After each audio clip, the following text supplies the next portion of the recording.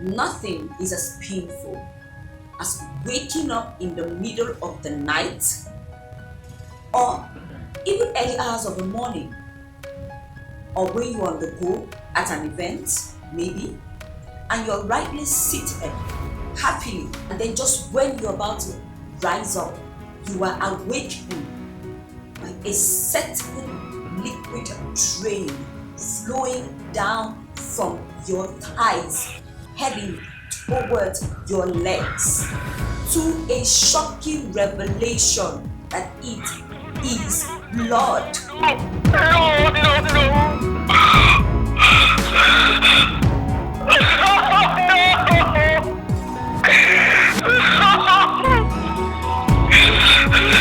Today, I will be talking to you about possible mistakes that you made to warrant a miscarriage the last time.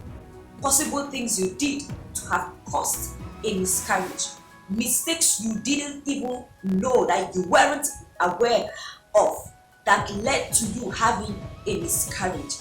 Things you could have done better and how you can prevent it from happening again. If this is the kind of video you want to see, then stay tuned and keep on watching.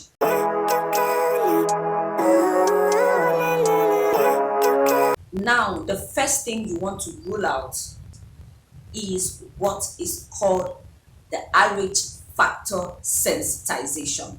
Short form for resource is RH. Okay, so the RH factor sensitization is the first thing you want to rule out when we are talking of a miscarriage. Now, if you don't know what the RH factor sensitization is, don't worry, I'm going to quickly explain to you.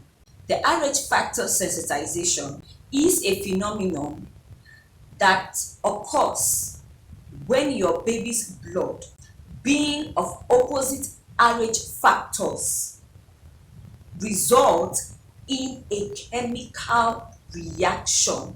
Now, if you are RH negative, okay, and your baby is RH positive, there is a high chance that your body will develop antibodies to protect itself against any perceived foreign body.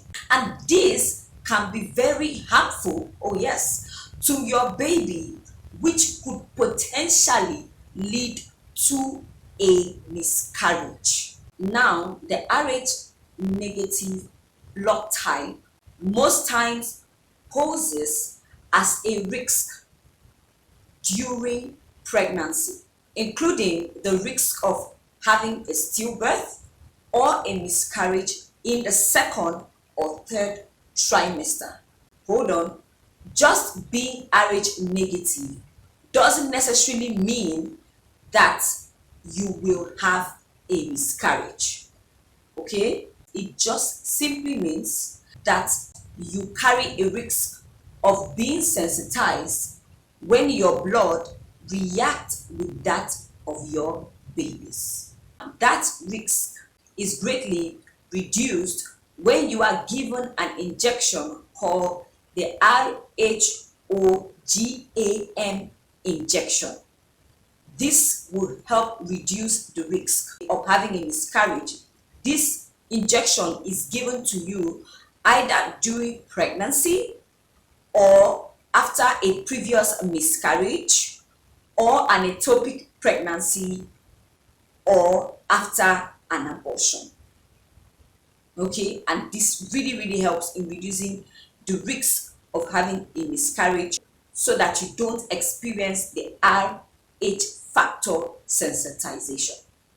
If you have had a miscarriage, even if you have not had a miscarriage, okay, so long as you are RH negative, it's very vital that you get yourself checked for the RHD antibody, okay, especially if you are RH negative, so that you take the RHOGAM injection shot early on in order to arrest any potential miscarriage. If you have experienced the RH factor sensitization, that's if you've had a miscarriage due to the resource factor sensitization, you still have plenty of hope in carrying your baby to full term.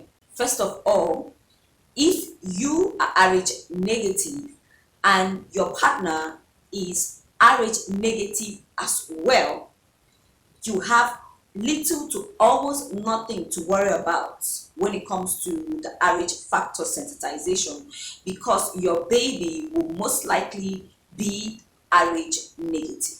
Where there is an issue is if you are RH negative and your partner, on the other hand, is RH positive.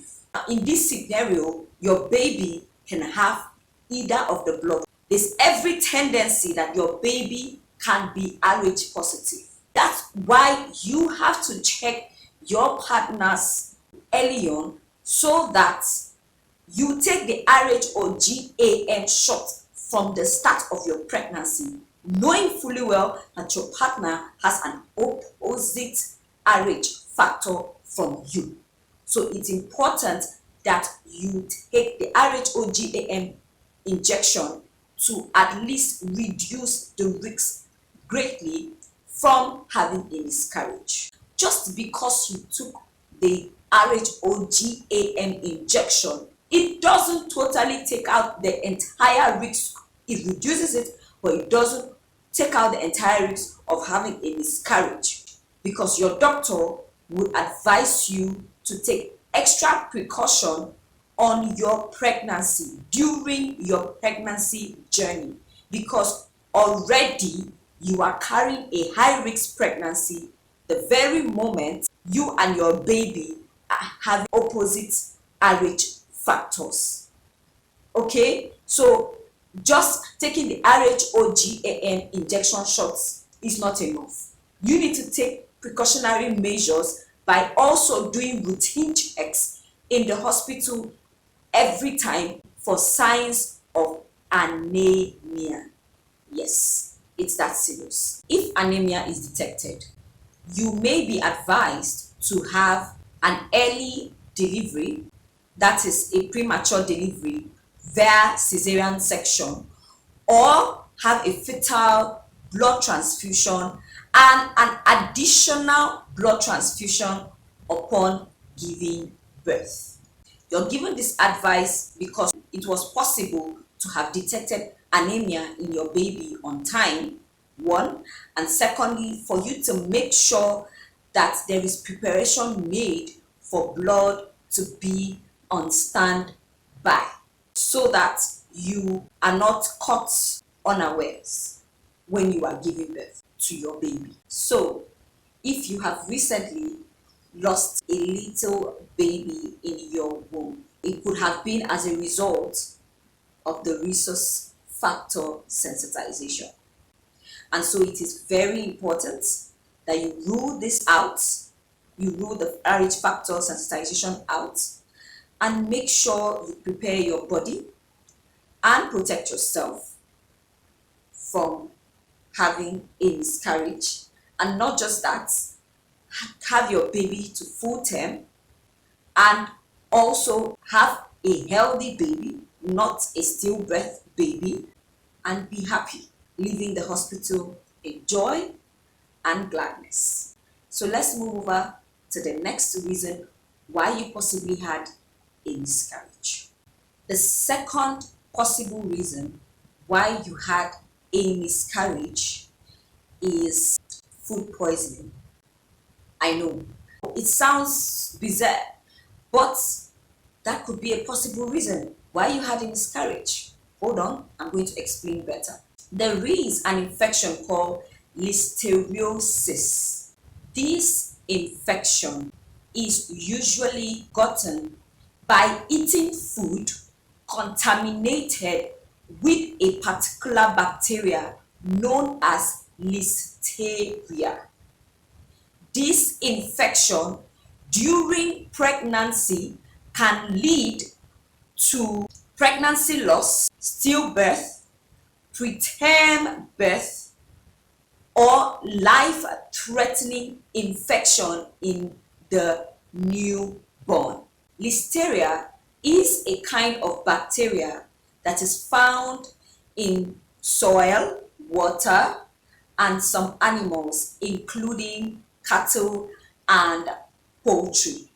So when eaten, listeria causes a foodborne illness called listeriosis. Now, listeriosis is one of the most serious types of food poisoning. And as for the symptoms, they have the same regular symptoms that you have with food poisoning, the regular food poisoning, like fever, headaches, chills here and there. Interestingly, these symptoms may not even appear until late after 2 months of contacting the infection. Many pregnant women sometimes don't have any symptoms. Even if you don't feel sick, you could pass the infection of listeriosis to your fetus, your baby, and that is where there is a problem. Note this: pregnant women are more likely to get listeriosis infection than the general population. Now, there's every tendency that even with listeriosis, you may not end up having a miscarriage, even if you have passed it on to your fetus during pregnancy. But there's a clause there. Okay, there's a pause there.